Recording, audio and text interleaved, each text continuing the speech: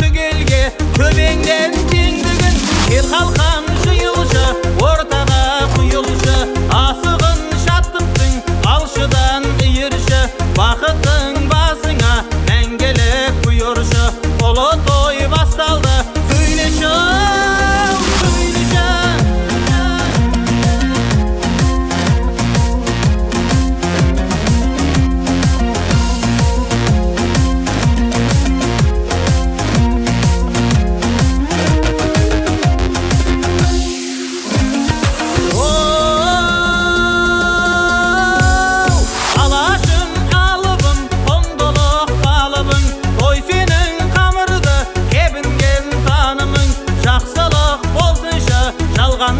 жарығың қазақты тойынан айырмай тәңірім.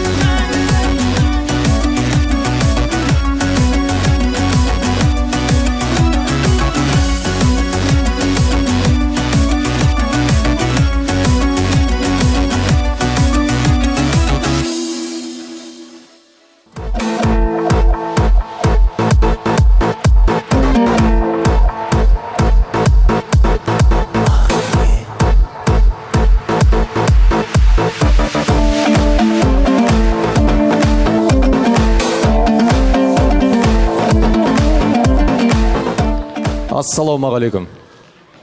Кеше жақында тойға барған бір-екі кісі бар екен, араларыңызда. Адам адамға бас имейді. Алланың 99 атының бір аты халық дегеннен соң сіздердің алдарыңызға Алланың атымен келіп тұрып бас им деп той бастаған намекті білдіріп жатыр ем ағайын негізінде. Қош келдіңіздер, той құтты болсын, тағы да бір бас иіп қояйын ағайын.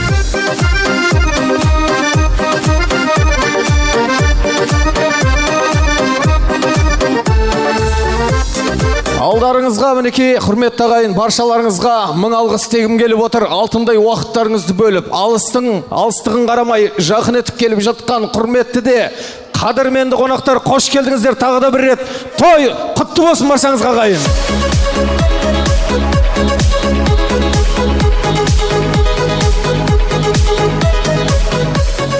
Көңіл күйлеріңіз қалай, жақсы ма? Мынау енді тойда сіздердің көңіл күйлеріңізсіз, сіздердің жағдайларыңызсыз сұрамай біз бастамаймыз ағайын негізінде. Сондықтан да ортаға бүгінгі тойымыздың иелері, әрине бүгінгі тойда Сәулет бауырын бастап, Лариса келін қоштап, баршаларыңызды жиып, ақ дастарханды жайып, сіздердің ақ баталарыңызды алсақ, ата-аналарымыздың разылығын алсақ деп бүгін той жасап жатыр ағайын. Сондықтан да рұқсат болса, бүгінгі тойдың иелері Сәулет пен Ларисаны бір қол соғып ортаға шақырып алайықшы кәнеке, бір құтты болсын той иелеріне айтып кәнеке. Музыка кәне. Той басталды ағайын, той басталды.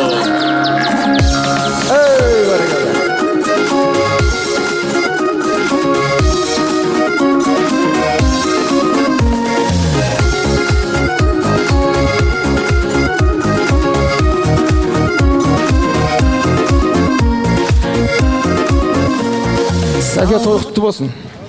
Шапалақ ұрып кірдің. Обычно тойға келген кезде бейт қол көтеріп келеді. Көрмегенім болса амандасып ассалаумағалейкум деп. Ендеше олай жасамадың, бір ауыз енді микрофонда ассалаумағалейкум деп қойшы бір. Ассалаумағалейкум ағайын туысқан жекжат достар. Қош келдіңіздер. Қош келдіңіздер.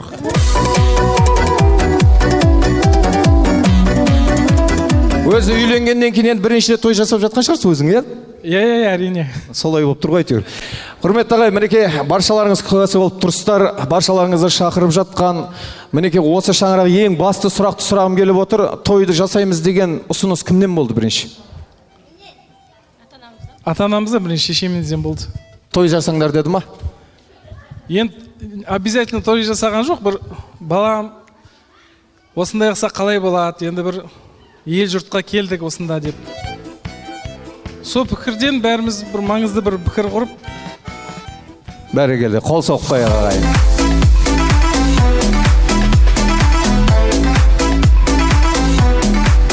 Ата-анаға не только той жасау, барыңды берсең де ешқашанда қарыздан құтылмайсың ағайын. Сондықтан да мен көп сөйлеп созбайын, перзенттерін шақырайыншы, ұлдарын, қыздарын, келіндерін, күйеу балаларын кәнеке келіңіздерші. Осы Ерназар әкемізбен Ажар анамыздың келіңіздер. мына жақта тұрып алайық.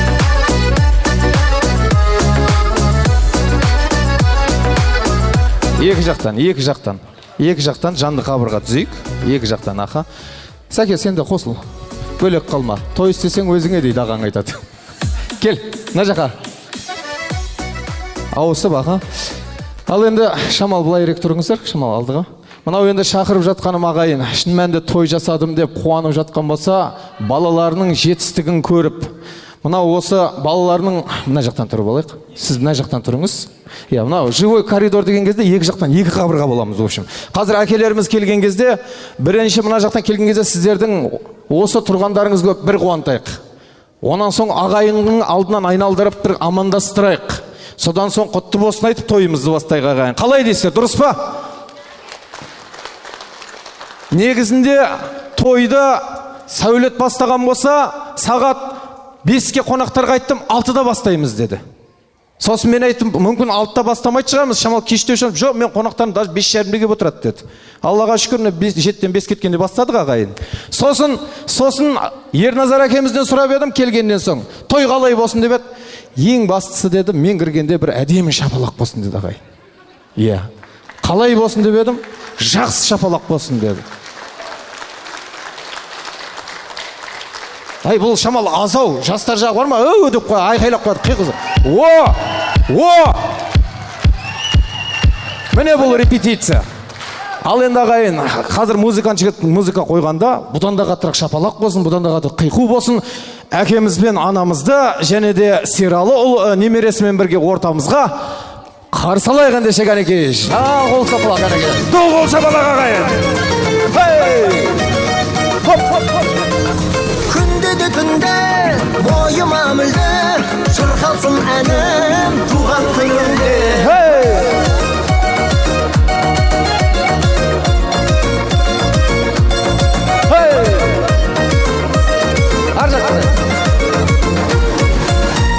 Бүгін сенің туған күнің шаттық мереке, сен қуансаң таусылмайды үйде береке, ынтымағы жарасқан бауырлар бірге.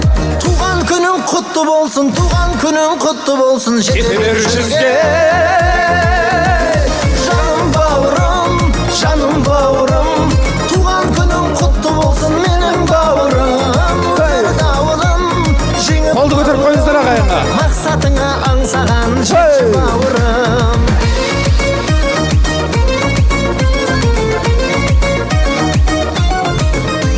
Саған ғана айтадамын. Ей, бәрекелді.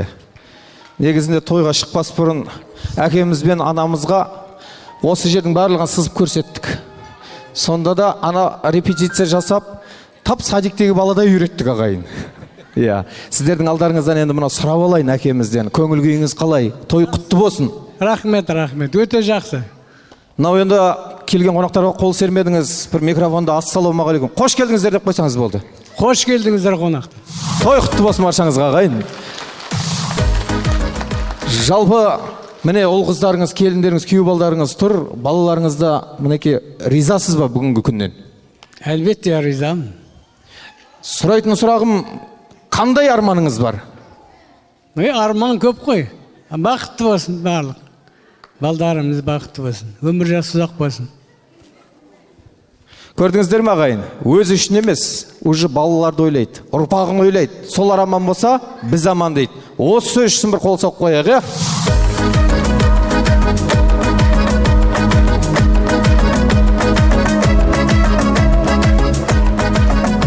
Кезек анамыздан әрине көңіл күйін сұрамауға болмайды, өткені бұл той болсын, үй болсын, аналарымыздың көңіл күйі бұл үйдің, тойдың да ауа райы. Көңіл күйіңіз қалай, жақсы ма? Құдайға шүкір, жақсы. Той құтты болсын. Әумин жаным. Бір сұрақ қойсам бола ма сізге? Болады. Көп қоймайым. Болды. Иә. Сіз өз еліңізден, өз үйіңізден аттап табалдырғыңызда. Осы Ерназар әкеміздің шаңырағында тұрып жатқаныңызға неше жыл болды? 42-43 жыл болды. 43 жыл. Дұрыс па Ерназар? Сізден сұрайым деп едім негізі. Неше немере бар? 13 немере бар, Құдайға шүкір. Бәрекелді. Мінекей, құрметті ағайын, шөбереге жете беріңіз. Шөбере жоқ қой әлі, иә? Жоқ, енді. Иә. Мінекей, көп жерге барып немерені сұрасам, немеренің санын бірден айтады да, шөбереге жеткен кезде жаңылысып қалады. Немесе шөберен санайды да немерені ұмытып қалады ағайын. Енді осы айтып жатқан барша немересі бар, ұл қызы бар, Алла бұйыртса шөбереге жете берсін деп, осы сөзге бір әумин десек бір қол соғып қоюға жарайықшы, иә?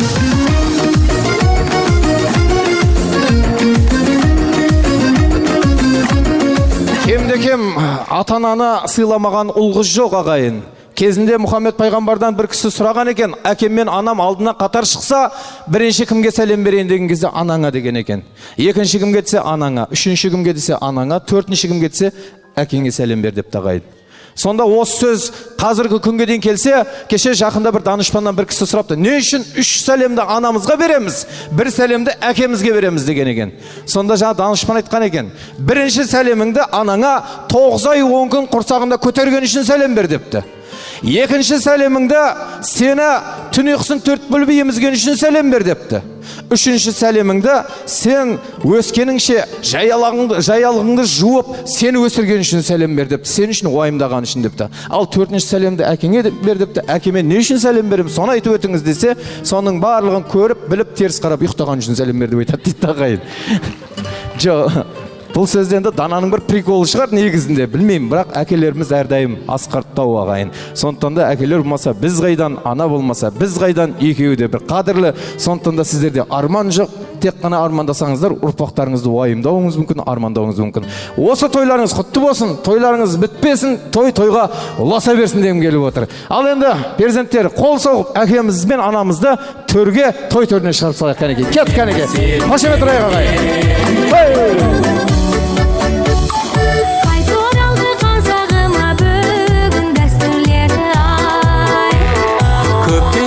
Халқымыздың асыл арман еді берекелі қазақ жері ең берекелі дәстүрлерін жоғалтпаған қазағымның бұл ежелгі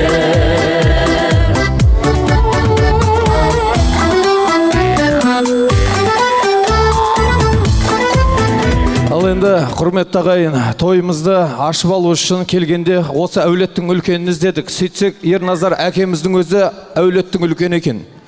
Сондықтан да кімге аштырамыз? Мына тойды біреуге аштырайық деген кезде Ерназар әкеміздің інісі Сұлтан ағамызды ортаға шақырайық кәнеке бір қол салып. Сұлтан ағамыз қайда? Келіңіз. Бабам айтқан, артыңнан іні болып мен келемін.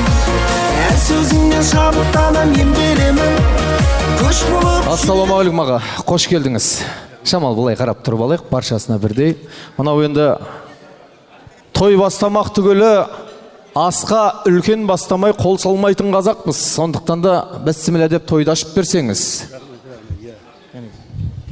Кеш жарық, осы кешке келген қауым, келген қадамдарыңызға нұр жаусын. Мына бүгін осы кештің себебі, мына көкеміз бен жеңшеміз той жасап жатыр. Әлі бауырымыз Сәуеттің баласын Тілешар тойы. Бәрі дені сау болсын, бақытты болсын, өмірден ұзақ болсын. Жеңше немере сүйсіз, шөберіне сүй болсын, үлкен тойды істебеңіздер. Мына кешіміз ашты деп жариялаймыз. Аманшылық болсын, еліміз тыныш болсын, тойымыз әдемі өтсін. Бәрлеріңе той жақсы жұғысты болсын. Шапала құрсаңыздар болады ағайын.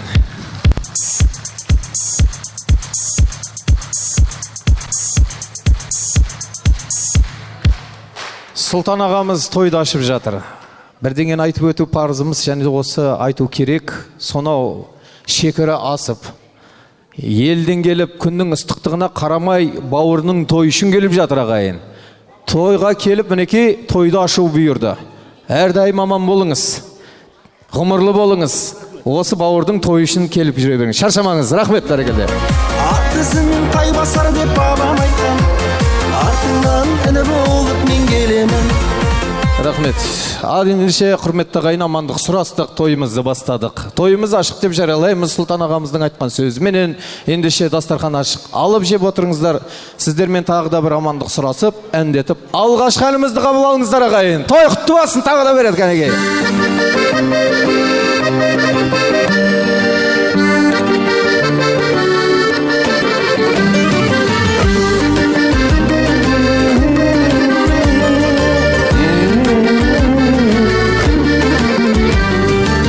Астық гүлдей бір ашып ауырмалдыққа құласып қарға тамырлы қазағым тұрайық саулық сұрасып құбылған мынау заманда амандық керек адамға қалайсың қайсар қазағым үй ішің тегіс аман ба маған да саған оған да татулық керек адамға қалайсың қайсар қазағым мал жаның түгел аман ба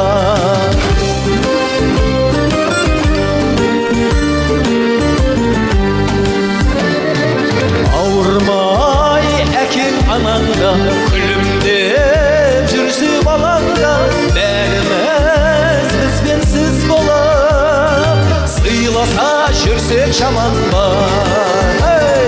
құбылған мынау заманда амандық керек адамға қалайсың қайсар қазағым үй ішің тегіс аман ба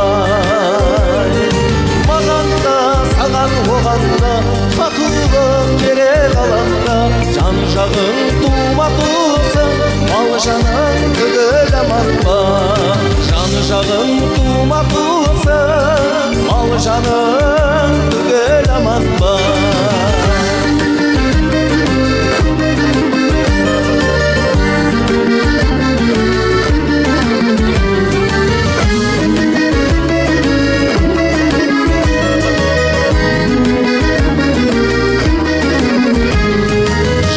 күндердің бәрі алда тек думан болсын қаламда аңнан көзін ашпаған қазаққа берсін бағалар құбылған мынау заманда амандық керек адамға қалайсың қайсар қазағым үй ішің тегіс аман ба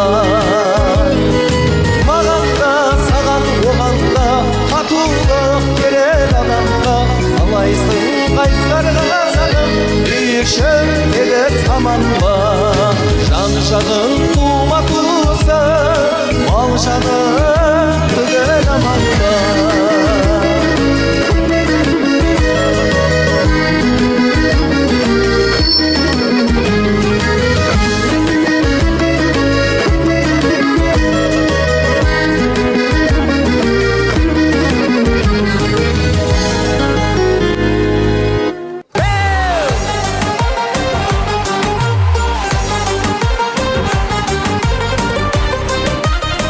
дастархан ашық алып жеп отырсыздар ма ендеше құрметті ағайын тойдың сіздерге дайындаған арнайы асы ет бес тормақ дайын болған екен рұқсат болса әдеттегідей қазақтың күмбірлеген күйіменен орталарыңызға ет тұтарту өтеміз қанекей алып келейік.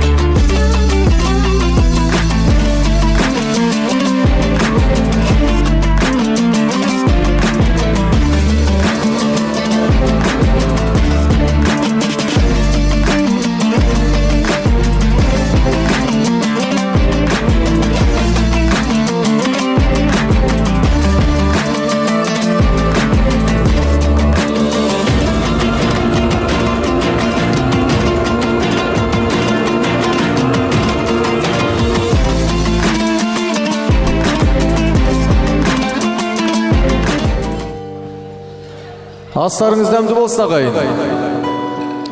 Тойда жүріп ет тартылады. Қайта-қайта осы көріністі көріп үйреніп қалғанбыз. Қашан әңгімелесіп бастаған кезде адамдар алдарыңызға ораламыз. Демек ет жеп болып қалдау деп қоямыз ағайын. Өткен ауыз босады да еттен ағайын. Ал енді біз тойымызды осы Ерназар әкеміз бен Ажар анамыздың немерелерімен бастаған жөн көріп отырмыз. Өткені осы тойға дайындалған екен атамыз бен әжеміз деп. Өздерінің бейін дайындаған екен. Рұқсат болса шақырайықшы қыздарымызды кәнеге.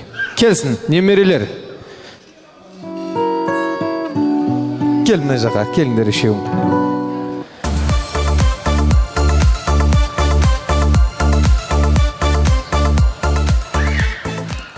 Сәулет, сен барған стол шулайтын болса барма қайтып. Жарай ма? Немерелері осы тойға дайындалғаннан соң оны елеп ескеріп, бұларды да ортаға шақырып жатқан жайымыз бар. Өйткені осы күнді бұлар да көп күткен. Атың кім? Саяжан. Саяжан, кімнің қызысың? Әжен. Папаң мен мамаң атын айтшы маған. Сәулет Лариса. Аха. Так, сенің атың? Аружан. Папаң мен мамаң аты? Ерлан Марита. Сенің атың? Жаня. Жаня, кімнің қызысың? Папа мен мама. Аты кімдер? Күміс пен Сәбит. Не алып келдік бүгінгі тойға? Бүгінгі тойға қандай дайындалып келдік? Күшті дайындалдық. Үйде көп дайындалдық, чтобы көп нәрсе бетпеген. Балалы үйде ұрлық жатпайды дейді ғой, көп нәрсе дайындалдық дейді ағайын. Қалғанын айтпай-ақ қой. Бимен дайындалдыңдар ма? Иә. Қандай би билейміз? Тик-ток. Тик-ток ба? Қазір тик-ток моды болды ағайын. Қазір кішкентайларға да қиын емес деп ойлаймын. Дайынсыңдар ма? Неше адам билейсің? Үшеуің билейсіңдер ма? Иә, үшеуміз. Онда келіңдер бұлай. Мына жаққа, сен бер жаққа кел, мына жерге тұр. Сен сол жерде тұр, сен сәл әрі керек тұр. Міне, мына жақтағы кісілер де көрсін. Мына жақтағы кісілер де көрсін. Ар жақтағы кісілер де барлықтарың билеріңді көрсін. Келсік пе? Кімді? Аружанды. Аружан ортада тұрған жоқ па? Кім Аружан? Ортада тұр, Дайынсыңдар ма? Өлеңдер дайын ба? Ағайын дайынсыздар ма тамашалауға? Бір қол соғып қояқшы кәнеге. Кеттік. Если знаешь эти тренды.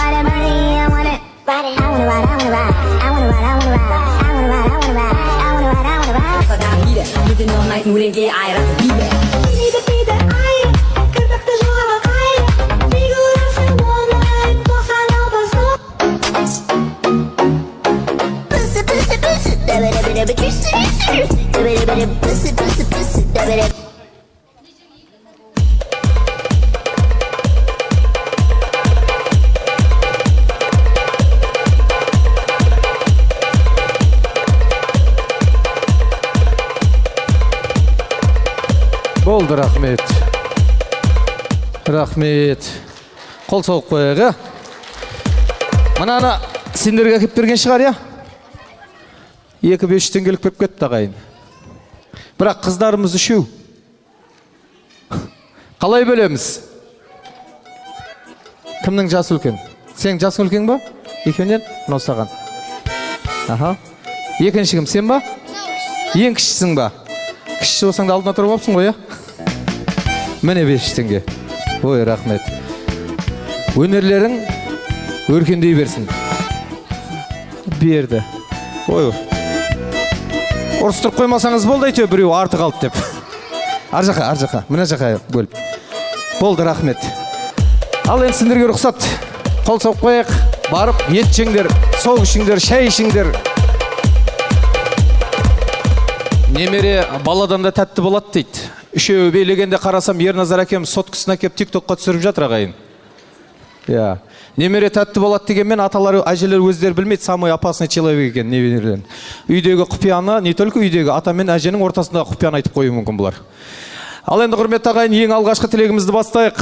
Міндетіміз бүгін тек қана той жүргізу емес, баршаларыңызға тілек беріп үлгеру. Сондықтан да бүгін мінеке аттарыңыз атап түстеріңізді түстеп емес, жұртпенен шақырамыз. Сондықтан да мен енді ортаға Ерназар әкеміздің, Ажар анамыздың, және де Сәулет бауырымыздың Лариса жалпы сериалының бүгін тойға нағашымын деп келіп отқан осы жандардың нағашыларын ортаға ең алғашқы тілекке шақырайын қанеке. Келіңіздер нағашылар, көңілдірек билеп ортаны толтырайық қанеке. Жаным күлайна кешегідей күн қайда, өстіп ән салсам көңіліңе ұнайма. Жаным күлайна кешегідей күн қайда, өстіп ән салсам көңіліңе ұнайма. Нағашылар билеп келеміз ортаға, билеп. Билеп, көңілдірек. Хат жаздым қалам алып күлайна, жүрек сырын қозғадым әнге салып күлайна. Ақпараққа хат жаздым қалам алып күлайна, жүрек сырын көңілдірек нағашылар. Жаным күлайна кешегідей күн қайда, өстіп ән салсам көңіліңе ұнайма. Жаным күлайна кешегідей күн қайда, өстіп ән салсам көңіліңе ұнайма. Билеу керек бұндайда, биле жаным күлайна.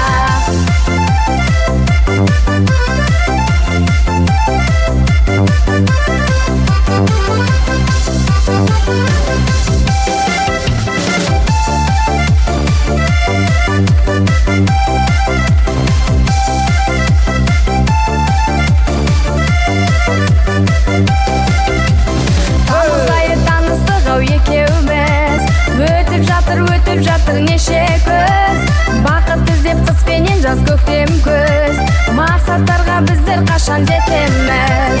Ойна бибиле мұңайма еш қашан, ақ тілекті арнаймын сүйіктім саған. Ойна бибиле мұңайма еш қашан, ақ тілекті арнаймын сүйіктім саған.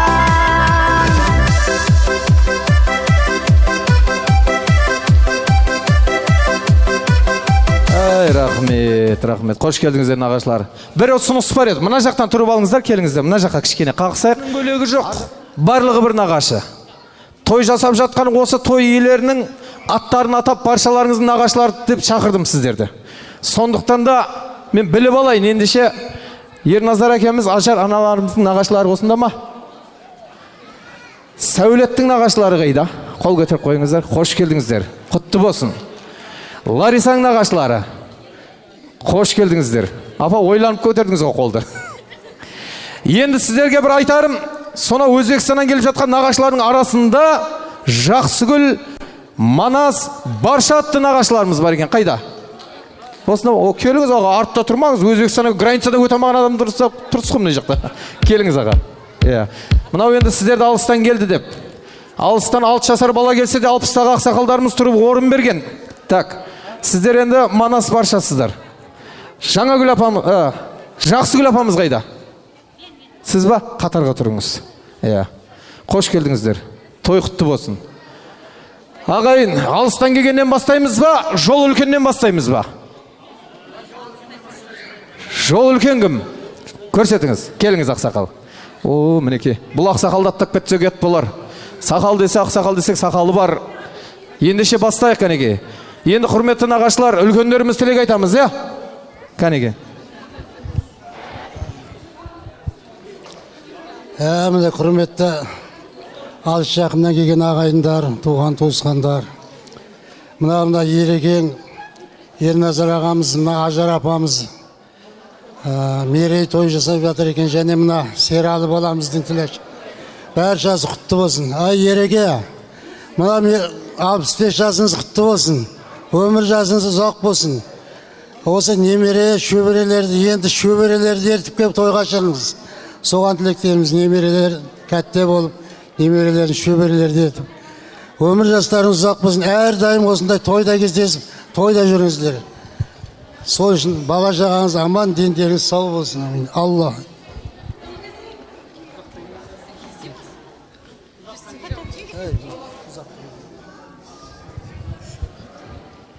Құрметті қалайық, Ерназар Бикеш, тойларың құтты болсын, өмір жастарың ұзақ болсын. Ол қыздарыңның қызығын көріп жүре беріңдер. Сәулет, Лариса, балдарыңның алғашқы қадамы құтты бола берсін, өмір жасы ұзақ болсын, әрдайым алда көрсеткіштерде бола берсін да. Біздің шамалы подаркымыз бар еді, нелеріміз бар, соны тапсырамыз. Келіндер тапсырады қазір, балдар келді.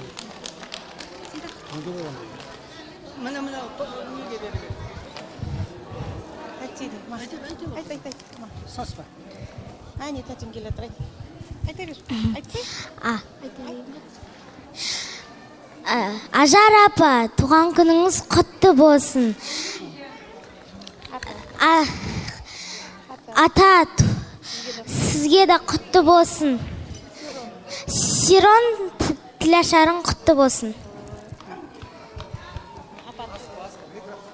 Микрофонды қалдырып кет. Олдыңдар ма? Құрметті қалайық, мұнау Ажар апа, мұнау Бажа Ереке, мұнау мерей жас тойларыңыз құтты болсын. Мұна баламыз мектепке барған жасы, мектепке барған құтты болсын. Әрдайым семьяларыңызда бақыт, денсаулық, өмірде бақытты болыңыздар. Апам екеуміз бір жастықта қартайып жүре беріңіздер.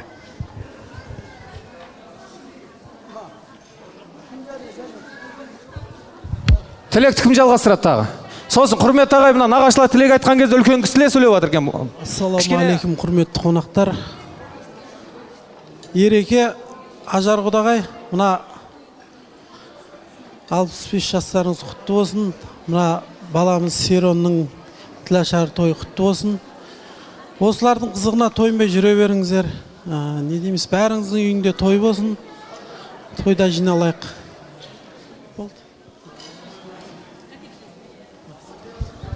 Саламатсыздар ма, құрметті қонақтар, құда-құдағай. Тойларыңыз құтты болсын, өмір жастарыңыз ұзақ болсын. Әрқашан осы балдарыңыздың қызығын көріп жүре беріңіз. Мына жиеніміздің тілашар тойы құтты болсын.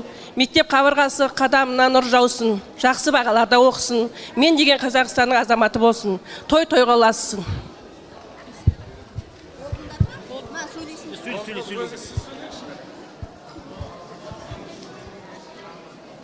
Құрметті бүгін кеш қонақтары, мынау құда-құдағай, мерей тойларыңыз құтты болсын, тойларыңыз тойға аласын, екі жақтың ауыз біршілігін берсін.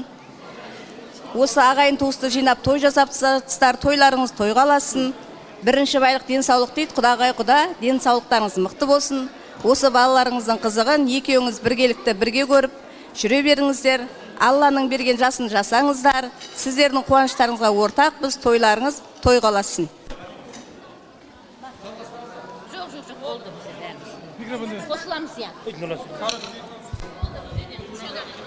Айтқан тілектеріңіз қабыл болсын. Мен ең жақсы көретін қонақтар екенсіздер. Асабалар тілек аз айтып қалған кісілер, қосылған кісілерді өте құрметтейміз. Баршаларымыз мінеке көп тілек айтқаннан жақсы билегенді жақсы көреміз. Сондықтан да шамал жақындау тұра аламыз ба? Фотоға түсейік. Естелік болсын. Мынау баршаларыңызға сый сияпат беріп жатыр. Осы тойдан тобықтай сыйлық жұғысты болсын тойы. Жақындау тағы. Мына орта ашық қалмасын, жақындаңыздар. Төрге шақырып қаламыз ғанеке. Айтқан тілектеріңіз қабыл болсын.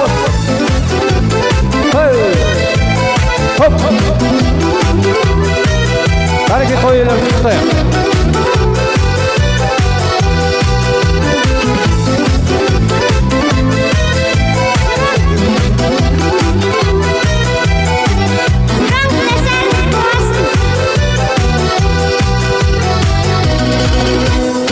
Аналардың бірге туған бауырысың нағашы, жиендердің сүйенетін бауырсың Сендер барда жүректерге бұлттың бидің ағашы. Сендер келіп шендердің қуануын қарашы. Шын жүректен бақыт тілеп ақ тілекті арнадың. Жиендердің қуанышын жақсы биге жалғадың. Жиендердің қуанышын жақсы биге жалғадың. Жиендерді қолдаудан еш нағашылар талмадың. Таусылмайтын, сарқылмайтын мейіріміңді арнадың. Таусылмайтын, сарқылмайтын мейірімдісің нағашы.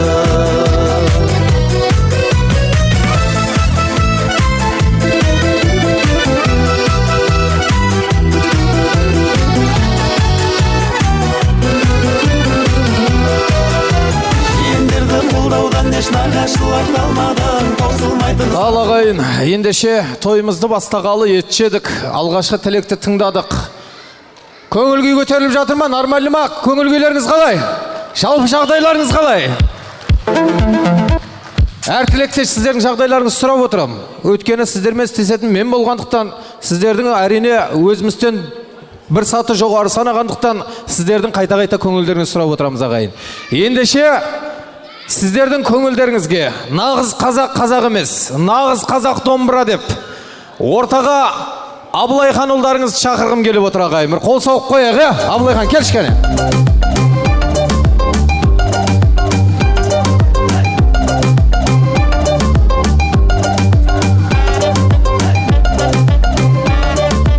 Нағыз қазақ емес, нағыз қазақ домбыра деп соны тартатын Абылайхан ұлдарыңыз шақырып отырмын ағайын. Енді айтып өтетін болсам, осы 7-8 жылдың маңайында өзімнің жанынан тастамай алып жүрмін. Бойындағы қабілетіменен қасымда бекерден бекер еріп жүрген жоқ, сіздердей жандардың көңіліне жол тауып жүрген жайы бар ағайын.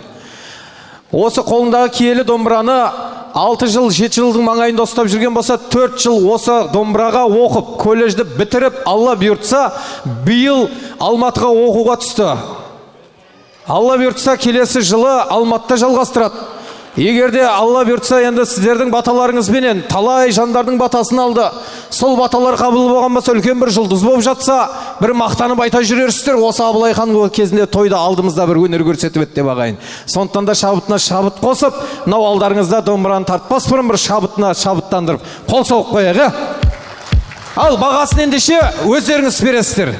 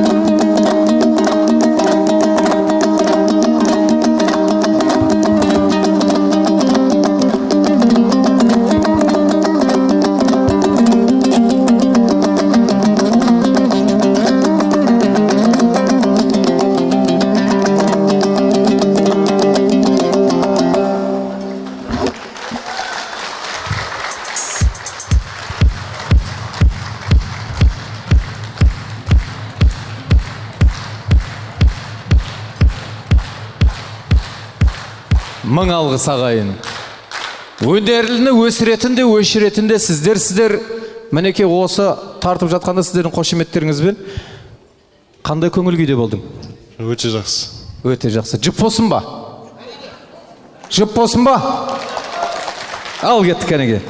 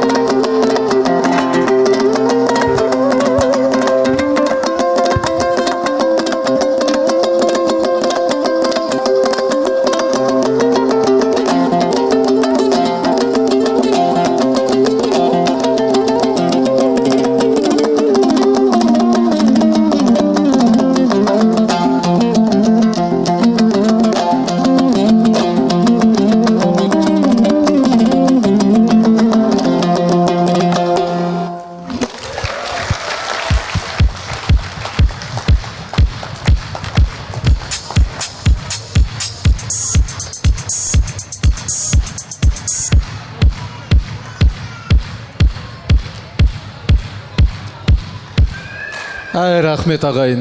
Мінеке, тойды көтерген мына сіздерден айналып қана кетейін. Мен рұқсат болса, Ерназар әкеміз бен Ажар анамызды ортаға алып келейінші өзім. Келіңізші. Келіңізші, Ерназар әке. Келіңіз.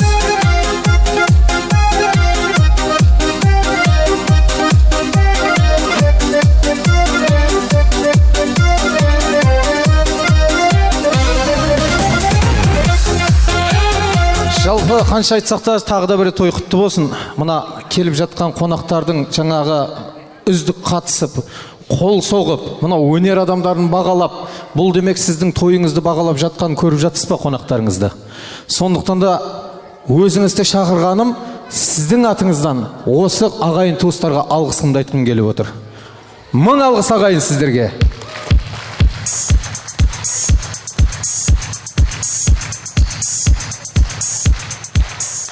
Осы қалыптан тойдың соңына дейін алыстамайық шағайын. Келісеміз бе? Мықтымын деген асаба жоқ, сіздерден асып кетпеген. Сіздердің қас қабақтарыңызбен сіздерден тек қана сұрайтынымыз осындай активне қатысу. Ағайын туыстарға міне осындай жандарға даналардың бір айтқан екен. Бұйыртса көрер қызық әр күн сайын, құйылып келе береді сағат сайын. Қуанышпен қайғыңды бөліспесе не қылайын ағайынның берген тайын. Қуанышқа қуанып қорған болса, одан артық бақытты не қылайын деген екен ағайын. Мінеке, нағыз бақытты жандар сіздер. Жаңа енді мен ұмытып қалдым шын мәнінде. Неше жыл болды енді отандасқандарыңызға? 43 жыл.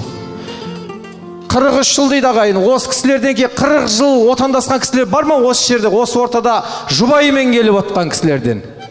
40 жыл отандасқан кісілерден. Қол көтерсін болса, өзінің жұбайымен келіп отқан 40 жыл. Үлкендер, құдалар, нағашылар, қанша жыл ақсақал? Қанша жыл? 36 жыл. 36 жыл қабылдаймыз, келіңізші. Апамды да көрейін ғана сіздерді ортаға шақырайын құрметтеп. Келіңіз. Апа, келіңіз.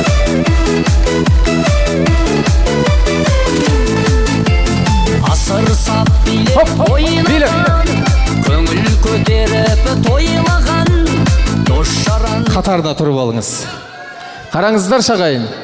Төмен қарай түсіп келе береміз. 36 жыл екен. 30 жыл бар ма?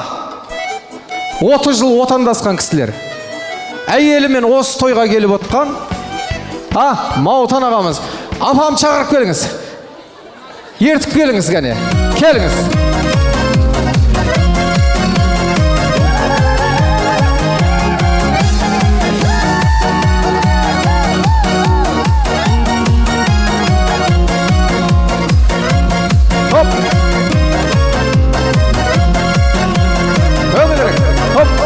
Hoş geldiniz. Келгенде болшу қаласын. Жоқ, сіздер мына жақтан тұрып алыңыздар. Бұлай постепенно кете берейік, иә? Қанша жыл? 30 жыл ма? 33 жыл. 33 жыл. 30 жыл жоқ па? 35 па?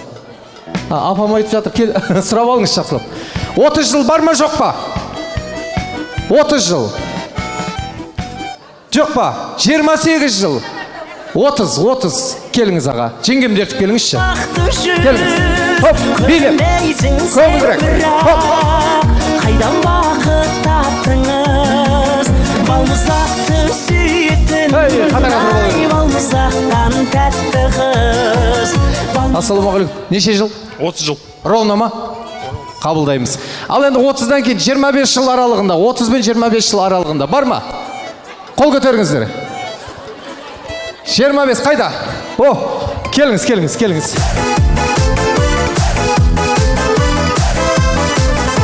Көргенде сені қысылам жаным, не керек саған осынан бәрін, өзіңше болып қинайсың мені, сенікі жайма түсін алмады, қызық екенсің.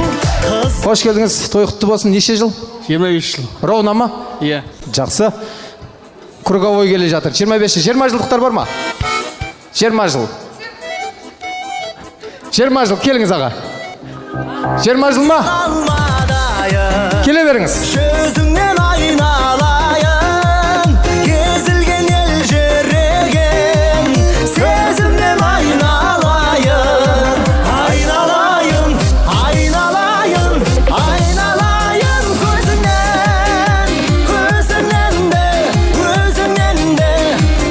23 жыл құтты болсын. 15 жыл бар ма? Жоқ, 20 неше? Ау. 20 келсін. Құдалар ма? Құда қайда алып келсін. Билеп, прогындыра кәне. Қаталмасып сағымен күндер өтер тағы. Жар іздеймін қарапайым бола алатын өмірімнің мәні. 15 жыл ма? Қосылайық осында. Так, сіздердікі 20? Ровно 20. Ал, 15 жыл. 5 жылдықтар бар ма? Свежактар. Енді жақында үйленген. 5 жыл. Келіңізді 5 жыл. Келің. Көріп сені мен ұнаттым гүлім. Ерекшесің елден айдай сұлу көркем. Аппақ гүлді көйлек киген ер екен. Алсатпай үйленетін күнді. Ақ көйлекті бір сұлуды сүйдім. Жасың 25. Ровно 5 жыл ма? 3 жылдықтар бар ма? Мына жақтан іздейін, олар де, мына жақтан ба? 3 жыл керек, 5 жыл шықты. 3 жылдықтар бар ма? Кеше жақында үйленген 3 жыл болған. Жоқ па? 3 жыл? Келіңізді. Бауыржан келшіңіз. Боқа! Боқа қайда? Боқан шағыр. 3 жыл. Так. 1 жылдықтар сұрасам бет ашарып кетейін деп тұр ғой, 1 жылдықтар да бар ма? Кәне? Кәне, 1 жылдық кәне? Кесін. Бауырым сен ба? Кел. Беделін асырып, немесе ер азаматтардың өзінің отбасында қандай азамат екенін дәлелдегім келіп отыр. Дәлелдейміз ба? Жалпы апамнан сұрап алайыншы. Апа, осы 43 жылда ағамның бүкіл қыр сырын біліп алдыңыз ба? Иә. Қандай білмеген қыр сырыңыз бар? Ешқандай білмеген қыр сырым жоқ. Неш пайызға білесіз? 100%-ға білесіз ба? 100%-ға. 100%. Бұл 43 жыл. 43 жыл. 2 жылдықтан сұрайыншы. Сіз күйеуіңізді 2 жылда танып үлгердіңіз ба? Үлгердім. Неше пайызға? 75 деп айтайын. 75, Қаз байқаймыз.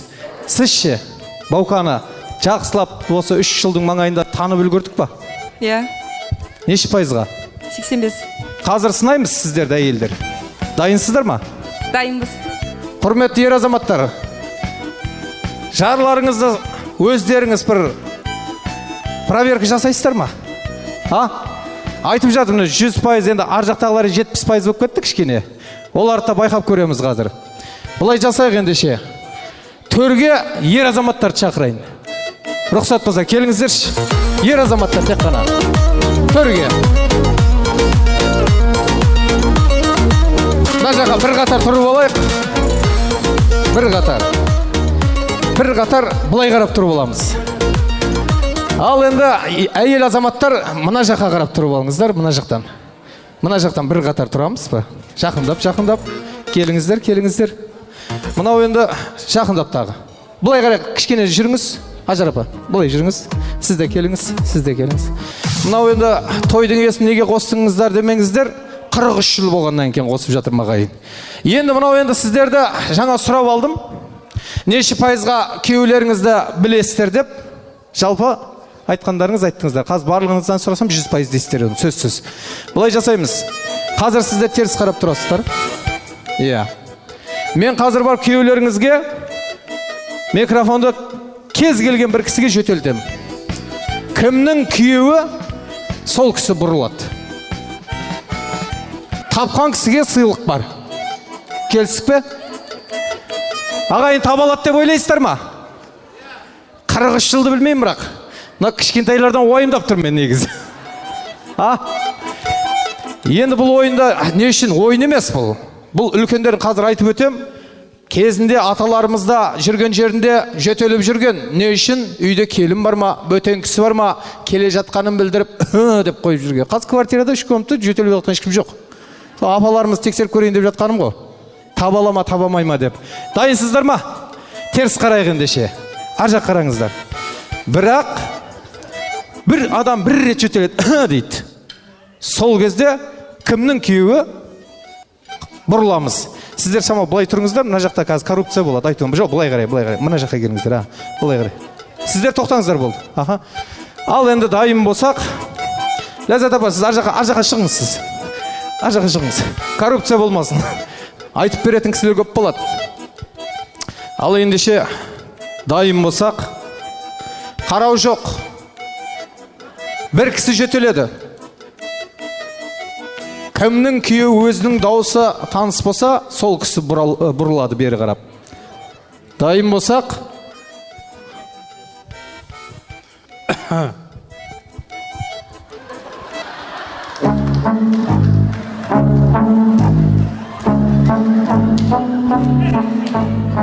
қырықтан кейін кетеді ау дегіз апа. Теріс қараңыз, ойбай қарамаңыз, ар жақ қараңыз. 100% қайда қалды? 40 жылда тексеріп көру керек еді ғой. Қарамаймыз. Кезектегі.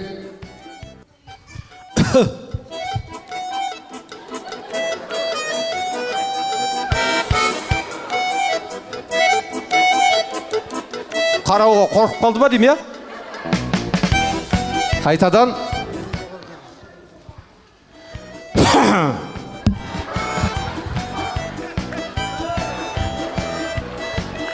Апа, сіз маған қарап тұрсыз ба, ар жақ қарап тұрсыз ба?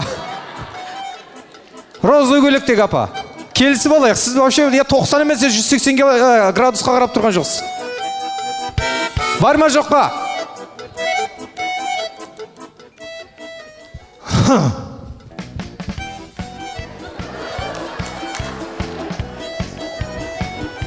Мұна кісі қарай береді екен. Сіздің күйеуіңіз қайсысы?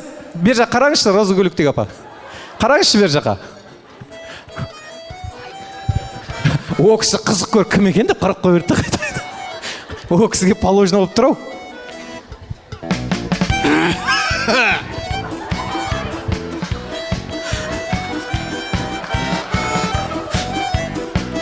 Апа, былай қараңыз, әрі қараңыз. Осы кісі ма? Шешім қабылдаңыз. Қарадыңыз ғой? Сол кісі ма? Бері қараңыз. Тағы бір рет? Білмеймін мен қай кісі екен. Мен де білмеймін, адастырып алдым. Кімнің күйеуі, кімнің әйелі? Өзі ұқсас екен ғой. Ұқсас екен ғой. Шетке шығыңыз. Шетке шығып тұрыңыз. Жақындаймыз. Так, қалған кісілер.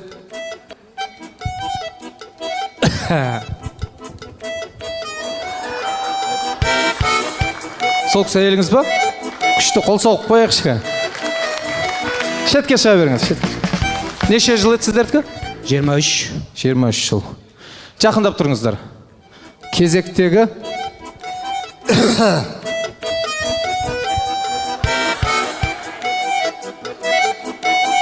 Ойбау, апалар не болып кетті? Апа, сіз қарамаңыз!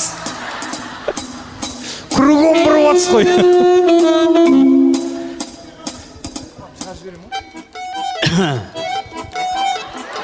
Ал, енді ұқсады.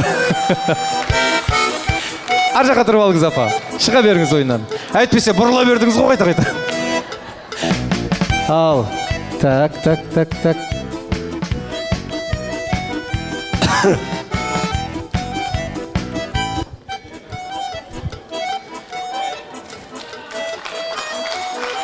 Күйеуіңіз қайсы? Ең шеткі ма? Молодец, қол соғып қойық. Қалай таныдыңыз? Дауыстан таныдыңыз ба? Күшті. Кезектегі.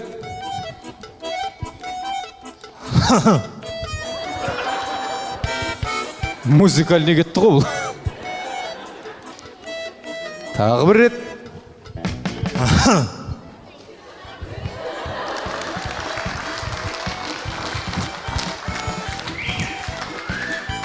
Екі рет жөтеліп жүреді екен үйде. Айтпесе қарамайды екен. Соны енді бір жөтелетін қыл енді. Қайта жөтелесің ба? Енді Құдай бетін аулақсын, ауырып қалып жүрме? Шетке шыға берейік. Так, неше кісі қалды? 6 кісі. Қарамаңыздар, не қарап отсыздар? Қорқып отсыздар ма, таппай қалам деп?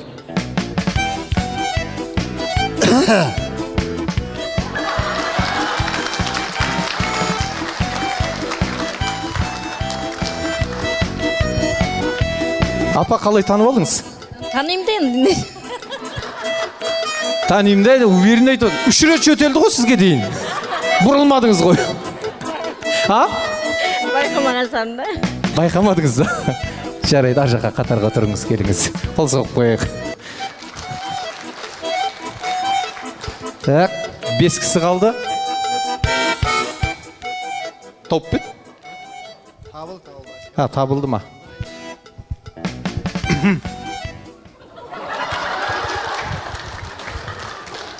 Ағамыз ажыған өз зор істейді.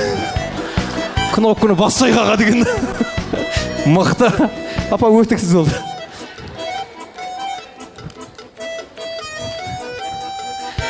Апа, маған қызық қоп тұр. Ана жерде барлығы жөтелді. Сіздің ағам бар ғой, жөтелген жоқ, бір кісінегендей болды. Қалай тамып қойдың сон? Білмеймін, таптым әйтеуір. Жүрек сезді ма? Иә. Неше жыл еді отандасыңдарыңыз? 30 жыл. 30 жыл қоймайды ғой, бірақ. Күшті. Так, бізде 4 кісі қалды. Апам қайта-қайта бұрыла береді екен. Так, кезектегі кісі. Әй, бесполезді ма деймін. Так.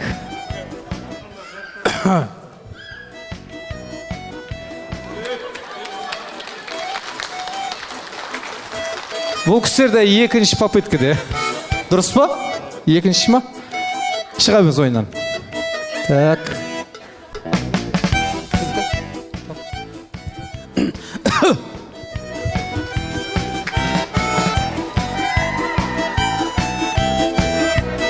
Қайтадан.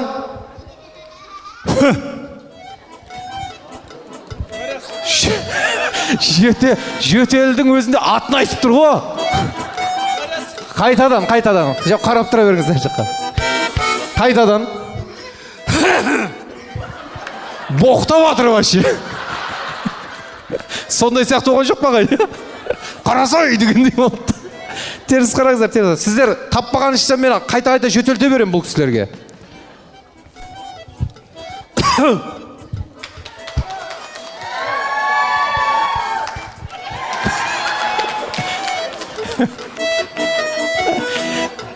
Мына жерде қарайыншы, Маутан аға.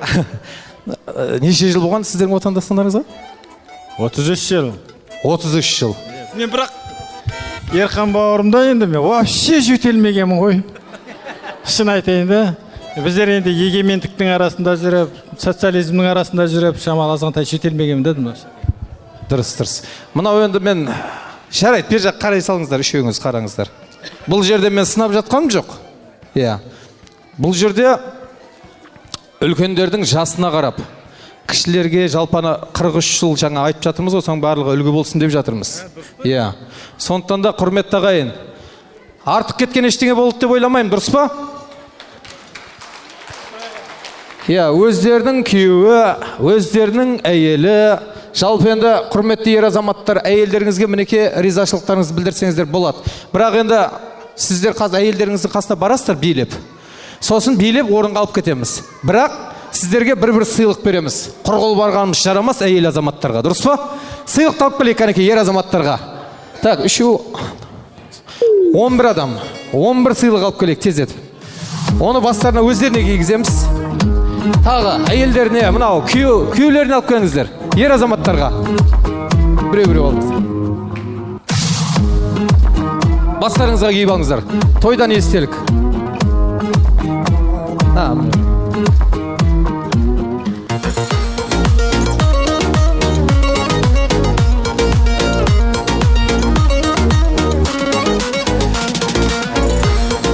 Сыйлықтар беріңіздер. Ер азаматтарға бір сыйлық.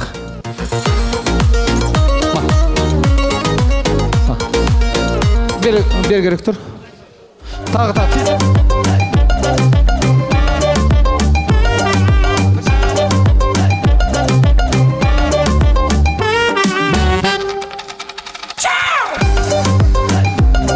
Мына жақта екі кісі, аха.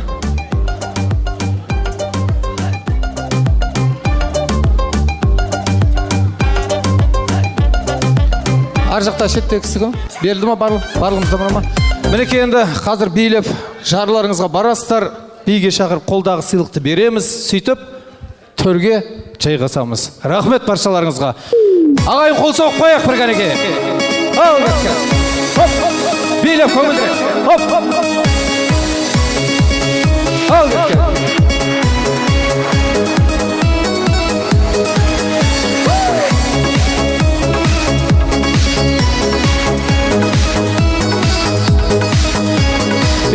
отыр екен.